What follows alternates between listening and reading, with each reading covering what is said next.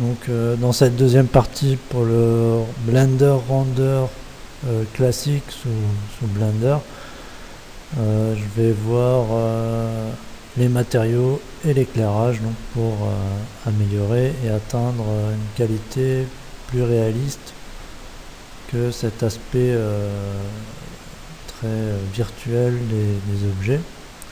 Donc pour les objets, il suffit de sélectionner un objet, de lui mettre un nouveau matériau. Donc, le matériau par défaut apparaît ici, c'est celui qui est attribué s'il n'y en a pas.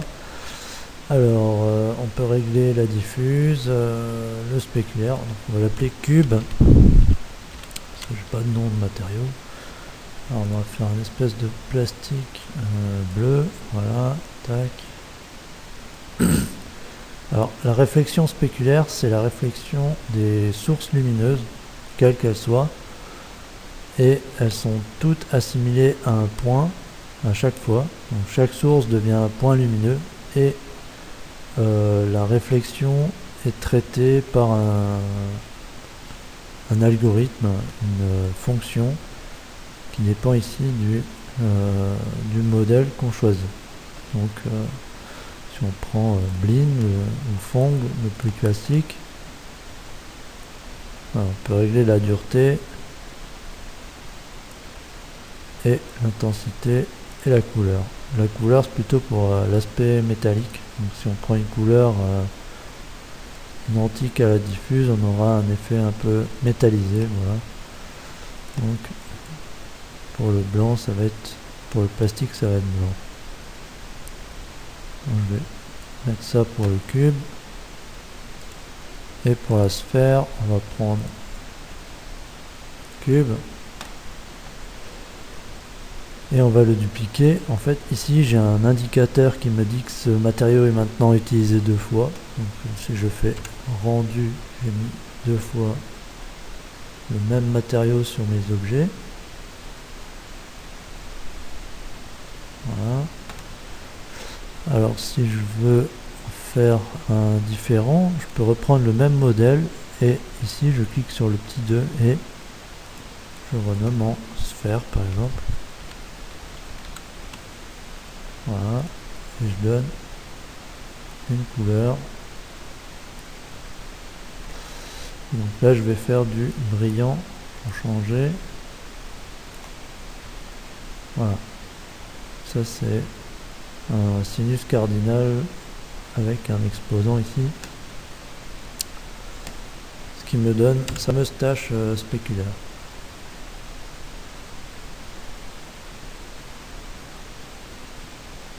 Ça c'est pour ce qui est des réflexions des sources lumineuses. Je peux aussi faire refléter les objets à l'intérieur d'autres objets sur les matériaux. Si je mets ici par exemple point 2, j'ai une réflexion homogène, donc ça va refléter pareil sur les bords et de face.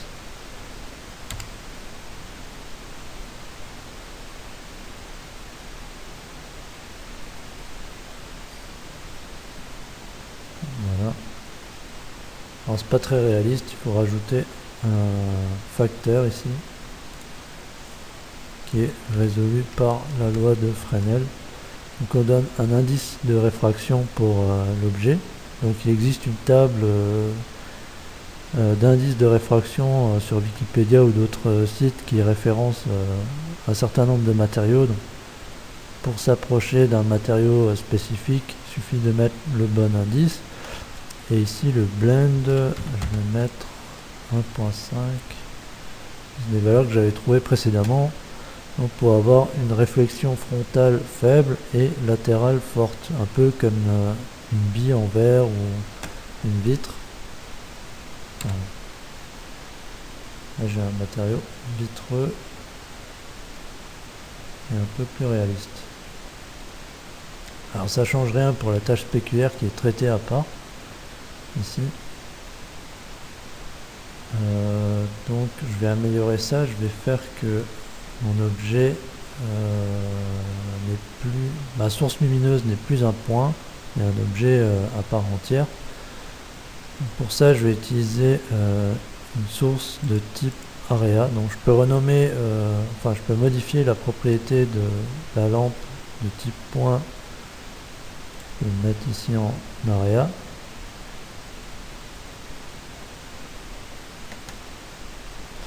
Et la taille, je vais la laisser à 1 de côté, donc ça fait 1 par 1. Par contre, ici, l'énergie est multipliée par la surface, donc, selon une certaine valeur. Ce qui fait que la scène est un peu saturée, donc je vais tout de suite échappe, modifier, diviser par 100 la valeur, F12.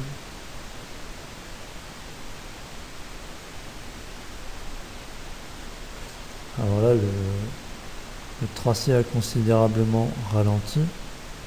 Je vais un peu changer la résolution. Mettre 20%. Je me tourne sur la sphère. Donc, jusqu'à là, j'ai changé ma source lumineuse. Voilà. J'ai à peu près la même config qu'avec la source point, sauf que l'intérêt de cette source, c'est que si je change sa taille en zoomant l'objet, par exemple comme ceci, je fais F12, l'énergie et la taille des ombres est proportionnelle à la taille de l'objet ici. Voilà. Là, je peux annuler l'échelle en remettant tout. Je vais remettre tout à 1.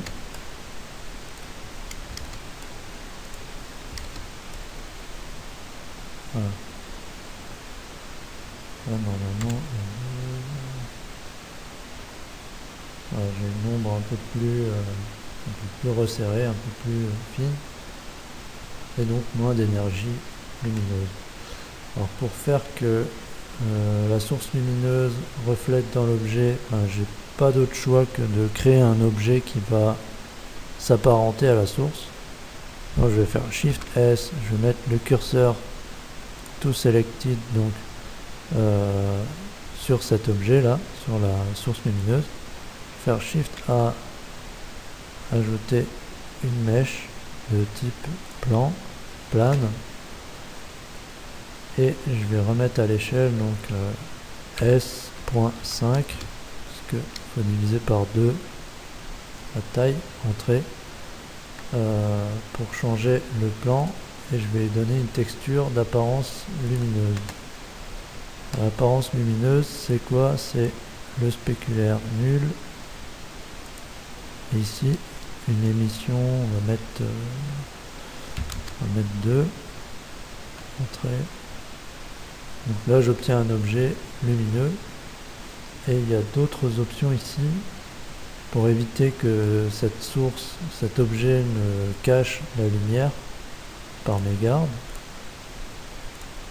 Je vais désactiver tous les castes ici. Et ça, c'est pour cacher la lumière, donc pour projeter les ombres. Et ça, c'est si le matériau influe dans World ici, Indirect Lighting. Donc, si cette option est activée, il va aussi devenir source secondaire ici. Donc il se peut que si on active l'option et que les valeurs de emit soient élevées, en fait on se retrouve avec une scène qui est éclairée à la fois par l'objet ici, avec l'Indirect Lighting Gather, et la source lumineuse classique qui est ici. Voilà. Si je fais F12,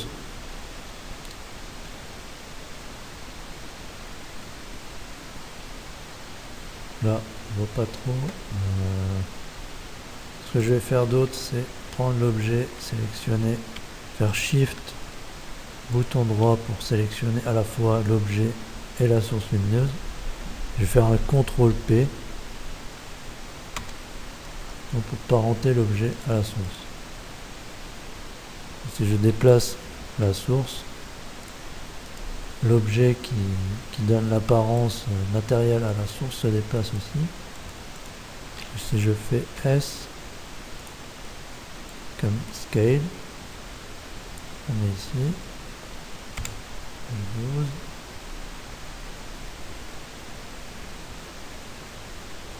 Alors, ici on voit un peu. On va mettre ça au-dessus. Comme ceci. 0. On va voir l'aperçu de la caméra. Voilà, ça c'est la cible de la caméra, je recadre. F12. Donc là on voit apparaître le carré qui représente la source lumineuse, donc l'objet qui est rapporté ici. Donc ce que je vais faire, c'est un peu augmenter le emit parce que pour que l'intensité du reflet soit proportionnelle à l'apparence de ma source. Bon, dans shading, je vais mettre 5 fois plus, je vais mettre 10. F12. Voilà, donc là on voit bien la source lumineuse qui se reflète dans l'objet. Alors l'objet, je peux désactiver le spéculaire si maintenant je n'utilise plus que des sources de type matérialisées par des objets. Là. Donc, la combinaison d'un objet brillant et d'une source va me donner automatiquement un spéculaire sur les objets qui disposent de la fonction mirror. Voilà. Il y a des petits bugs au niveau de la taille. Je vais faire un scale.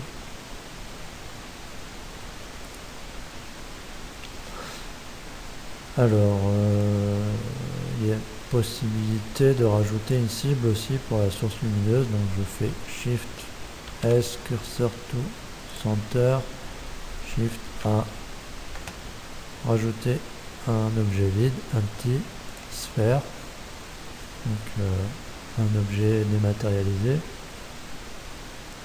et je sélectionne la source lumineuse, je fais CTRL SHIFT C en ayant sphère sélectionnée bien sûr, et donc là je fais Add Constraint with Target, donc CTRL SHIFT C, je sélectionne Track To et dans les contraintes pour ma source lumineuse est apparue la contrainte Track To avec un petit sélectionné comme cible.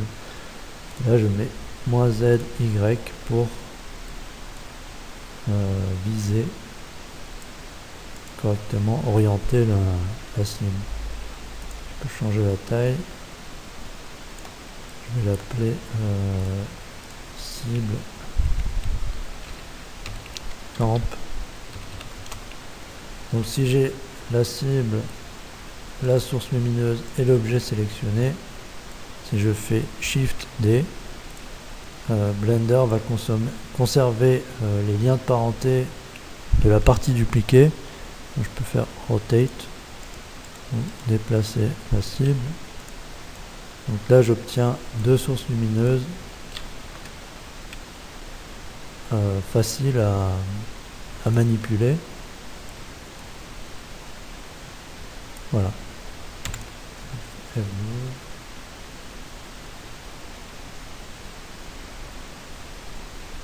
Alors, à savoir aussi que si on ajoute un objet qui matérialise la source lumineuse, il deviendra visible donc au niveau de la caméra.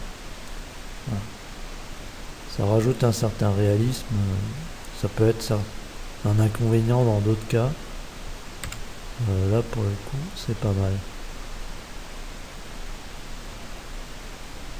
Donc là j'ai quelque chose de beaucoup plus réaliste. Je vais m'en tenir à ça pour ce tuto. Il suffit de changer la taille, être au moins 3 sources. Donc celle-là elle est devenue caduque. Je vais la supprimer. Et pour optimiser le calcul, par exemple celle-ci ne projette presque pas d'ombre à part ici. Je vais un petit peu réduire le nombre d'échantillons pour voir. 4, c'est là aussi 4. Plus il y a de sources, plus les ombres moins les ombres sont contrastées, donc plus on peut diminuer le nombre d'échantillons pour gagner en vitesse de calcul aussi pour les animations. Il faut savoir que pour une animation, chaque image est calculée indépendamment. Il n'y a pas d'optimisation à ce niveau-là. Voilà. Il y a aussi possibilité de changer la couleur des sources, donc on change manuellement ici. Je sélectionne la source, je dis source bleu, vert, turquoise. Je prends l'objet, j'attribue un matériau individuel à cet objet qui matérialise la lumière. Je l'appelle lumière verte. Et donc je mets du turquoise aussi pour l'objet qui la matérialise. Là si je fais F12, voilà.